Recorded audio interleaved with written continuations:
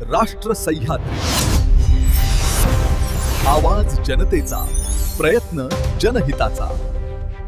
देवळाली प्रवरातील टाकळी मिया रोड परिसरातील कारवाडी येथे राहणारे सचिन रणधीर व साईनाथ रणधीर यांच्या घरात अचानक वस्तूंना आग लागत असल्याचा प्रकार समोर आल्याने परिसरात एकच खळबळ उडाली आहे। घरामध्ये लिंबू मिरची तसेच काही संशयास्पद वस्तू आढळून आल्याने संबंधित कुटुंबियांनी जादूटोणा केल्याचा संशय व्यक्त केलाय। मिळालेल्या माहितीनुसार गेल्या काही दिवसांपासून घरातील कपडे, कागदपत्रे व इतर वस्तूंना अचानक आग लागत असल्याचे प्रकार घडत आहेत। या घटनांमुळे कुटुंबियांमध्ये भीतीचे वातावरण निर्माण झाले। घटनेची माहिती मिळताच अंधश्रद्धा निर्मूलन समितीचे कार्याध्यक्ष मधुकर अनाप यांनी घटनास्थळी भेट देत परिस्थितीची पाहणी केली। त्यांनी नागरिकांना अफवांवर विश्वास न ठेवण्याचे आवाहन करत घटनामागील वैज्ञानिक कारणांचा शोध घेणे आवश्यक असल्याचं सांगितलं। तसेच कोणत्याही प्रकारच्या अंधश्रद्धेला बळी न पडता संयम बाळगण्याचे आवाहन त्यांनी केले।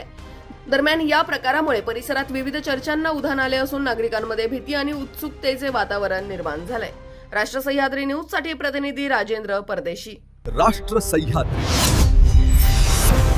आवाज जनतेचा, प्रयत्न जनहिताचा।